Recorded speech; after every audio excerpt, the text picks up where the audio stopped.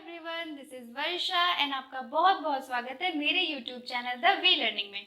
तो गाइज, आज का हमारा टॉपिक है फ्यूचर परफेक्ट कॉन्टिन्यूअस टेंस।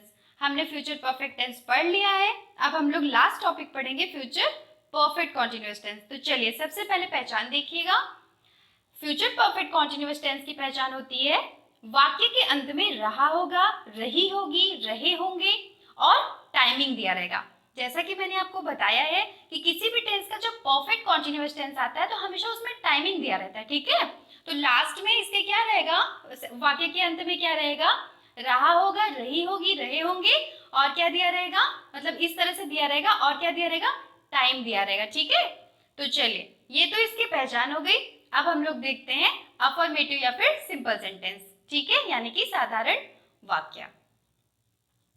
तो सबसे पहले आपको जब भी साधारण वाक्य को ट्रांसलेट करने लगेंगे अफर्मेटिव सेंटेंसेस को, तो सबसे पहले ध्यान दीजिएगा। आपको तो पता है कि जब भी किसी भी टेंस का जब हम सिंपल सेंटेंस बनाते हैं तो सबसे पहले सब्जेक्ट लिखते हैं, ठीक है। उसके बाद हम ये ध्यान देते हैं कि उस टेंस में कौन सा हेल्पिंग वर्ब यूज हो रहा है। यहाँ पे हेल्पिंग वर्ब यूज हो रहा है will have been, shall have been, ठीक है। विल हैव बीन और शैल हैव बीन। तो आपको ये मैंने पढ़ाया हुआ है कि विल और शैल किसके साथ यूज होता है। मैंने आपको ये भी पढ़ा दिया है, आपको एक मैंने पर्टिकुलर वीडियो बना करके समझा दिया है कि सिंस और फॉर का यूज कहाँ पे होता है। तो इस टेंस में आपको किसी भी तरह की प्रॉब्लम नहीं आने वाली है अगर आपने इसके पहले वो वाला वीडियो देखा है, ठीक है। तो चलिए, सबसे पहले सब्जेक्ट लिखेंगे, देन विल या फिर शैल, ठीक है। ये चीज मैंने आपको क्लियर कर दी है, किसके साथ विल और किसके साथ शैल यूज होगा इसके पहले के वीडियोज में। उसके बाद आपको ऐड करना है हैव बीन, ठीक है। आपको ध्यान रखना है will have been, shall have been का यूज करना है। मेन वर्ब का फर्स्ट फॉर्म रहेगा, उसमें आईएनजी यानी कि वर्ब का आईएनजी फॉर्म यूज होगा। आपको पता है जब भी परफेक्ट कॉन्टिन्यूअस या फिर कॉन्टिन्यूअस बनाते हैं तो हमेशा आईएनजी फॉर्म यूज होता है, ठीक है। फिर अब हम देखेंगे इसके बाद क्या लिखेंगे, ऑब्जेक्ट, देन सिंस या फिर फॉर, देन टाइम, ठीक है। सिंस किसके साथ, फॉर किसके साथ, ये मैंने पर्टिकुलर वीडियो बनाया, उसको आप देख लीजिएगा तो आपको कोई भी कंफ्यूजन नहीं होगी। तो ये हुआ सिंपल सेंटेंस या फिर अफर्मेटिव सेंटेंस की बात। चलिए एग्जांपल देखते हैं। नेहा सुबह से खेल रही होगी, ठीक है। ये कैसा सेंटेंस हुआ, ये सबसे पहले तो ये अफर्मेटिव है क्योंकि इसमें ना तो नहीं आया है ना फिर क्वेश्चन मार्क आया है, ठीक है। ये बिल्कुल साधारण वाक्य है। तो चलिए, नेहा सुबह से खेल रही होगी, इसको हम कैसे ट्रांसलेट करेंगे। सबसे पहले हम सब्जेक्ट रखेंगे, सब्जेक्ट क्या है, नेहा। नेहा हमें पता है विल यूज करना है, ठीक है। आई वी को छोड़कर सभी के साथ क्या यूज करते हो, विल यूज करते हैं, ठीक है। नेहा विल हैव बीन, मैंने आपको बताया विल या फिर शैल जो यूज होगा उसके साथ हैव बीन ऐड कर देना है। Neha will have been main verb का आईएनजी फॉर्म यानी कि फर्स्ट फॉर्म में आईएनजी।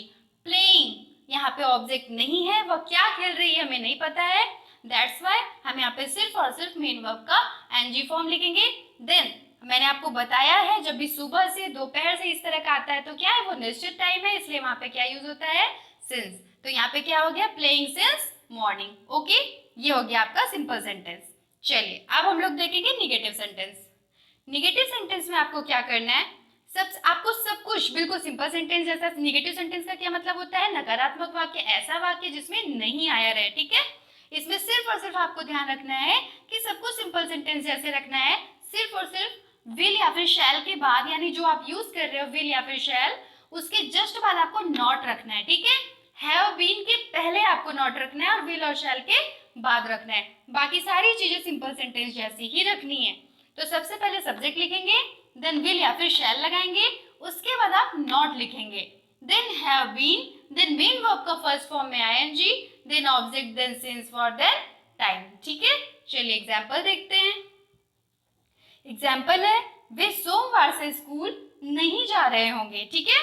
तो यहाँ पे आपने देखा नहीं वर्ड आया है, ठीक है। तो यहाँ पे क्या है, नेगेटिव सेंटेंस है यानी कि नकारात्मक वाक्य है। अब ट्रांसलेट कीजिएगा, सबसे पहले सब्जेक्ट रखिएगा, दे के साथ क्या यूज होता है, विल यूज होता है क्योंकि शैल जो है वो आई वी के साथ यूज होता है। दे विल, मैंने आपको बताया है विल के जस्ट बाद आपको नॉट रख देना है हैव बीन के पहले। They will not have been going to school since Monday, ठीक है।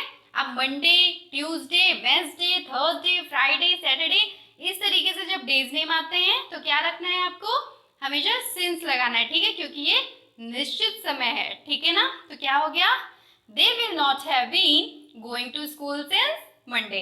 ठीक है, यहाँ से हमारा नेगेटिव सेंटेंस कंप्लीट होता है। अब हम लोग देखेंगे इंट्रोगेटिव सेंटेंस।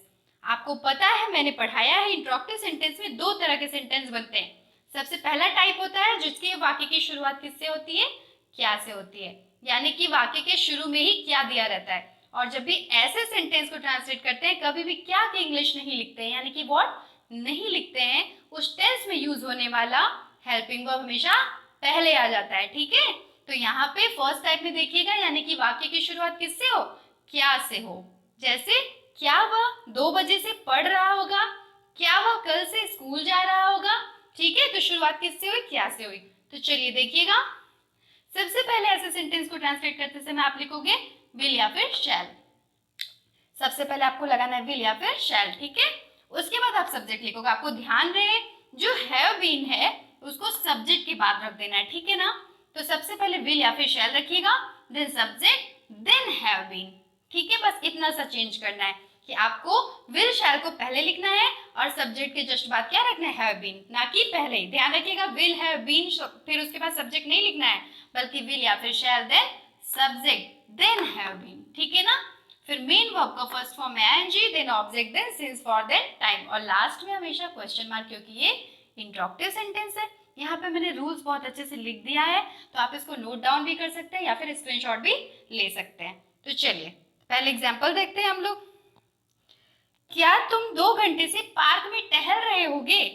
यहाँ पे शुरुआत वाक्य की किससे हुई, क्या से हुई। ठीक है, क्या से शुरुआत हुई, ये इंट्रोगेटिव सेंटेंस का पहला टाइप है।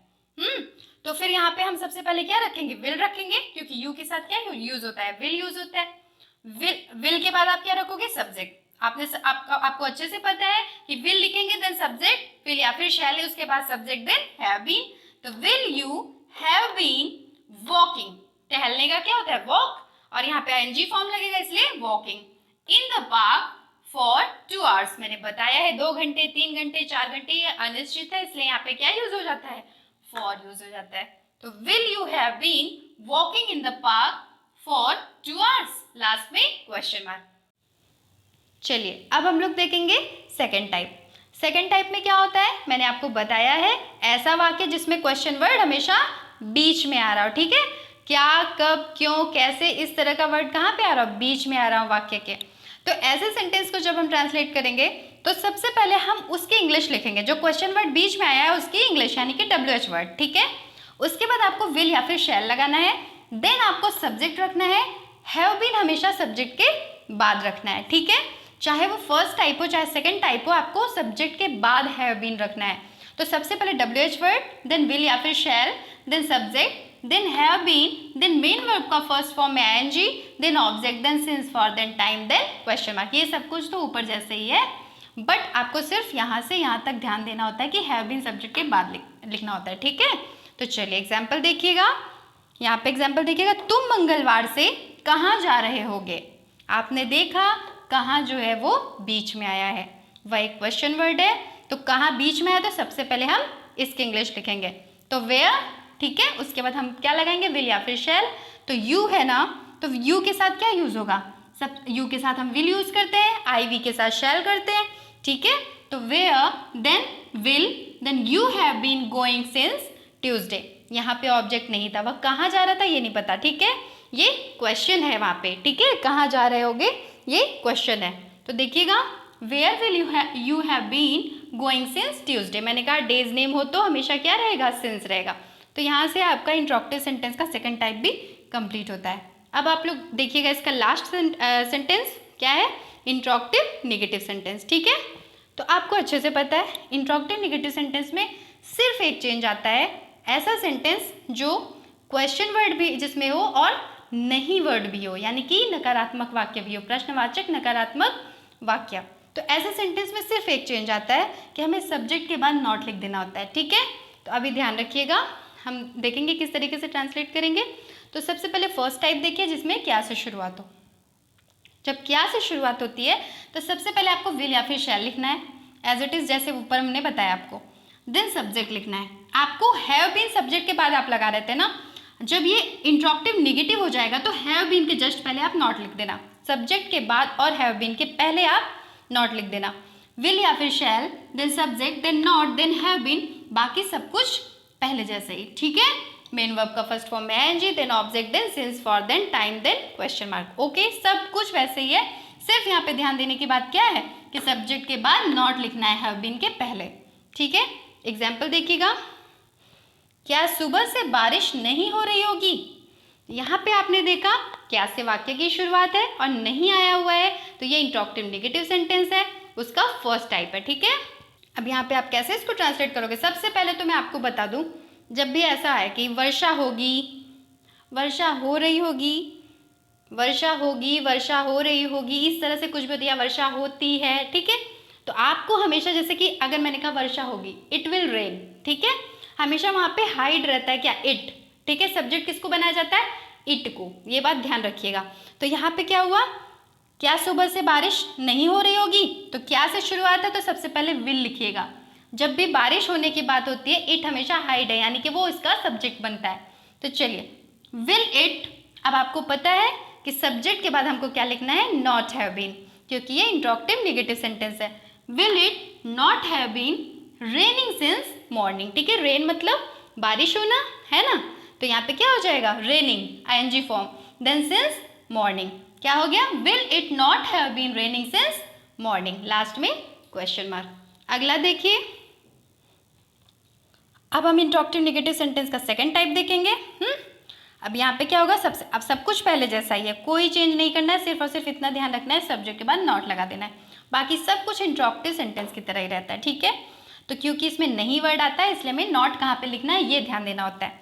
WH वर्ड ऐसा वाक्य जिसमें क्वेश्चन वर्ड हमेशा कहाँ पे आ रहा है, बीच में, तो सबसे पहले उसकी इंग्लिश लिख दीजिएगा, देन विल या फिर शैल यूज होगा, देन सब्जेक्ट के जस्ट बाद आपको नॉट लगाना है, हैव बीन के पहले, ठीक है, not then have been, then बाकी सब कुछ पहले जैसा ही, ठीक है ना। तो यहाँ पे क्या हो जाएगा, not have been, main verb के फर्स्ट फॉर्म में ING, then object, then since, for, then time, then question mark. Last देखिएगा इसका एग्जाम्पल, हम 2 घंटे से फुटबॉल क्यों नहीं खेल रहे होंगे, ठीक है।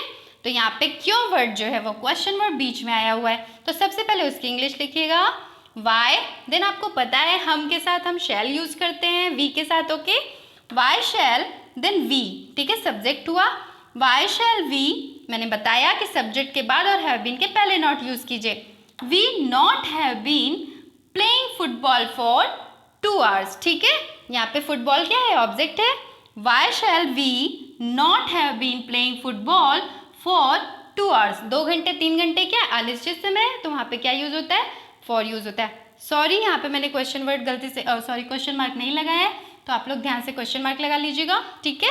तो यहाँ से आपका इंट्रोगेटिव नेगेटिव सेंटेंस कंप्लीट होता है। तो यहाँ से हमारा फ्यूचर टेंस भी कंप्लीट हो गया। तो हमने टेंस के सारे टाइप्स पढ़ लिए हैं। आपको किसी भी तरह की कोई प्रॉब्लम किसी भी टेंस को समझने में, तो आप बिल्कुल कमेंट बॉक्स में मुझे बता सकते हैं। आपको समझ में आया कि नहीं, आपको कैसा लगा, आपको अच्छे से क्लियर हो गया कि नहीं, ये आप मुझे अपना एक्सपीरियंस जरूर शेयर कीजिएगा, कमेंट करके मुझे बताइएगा। Okay, keep watching, thank you.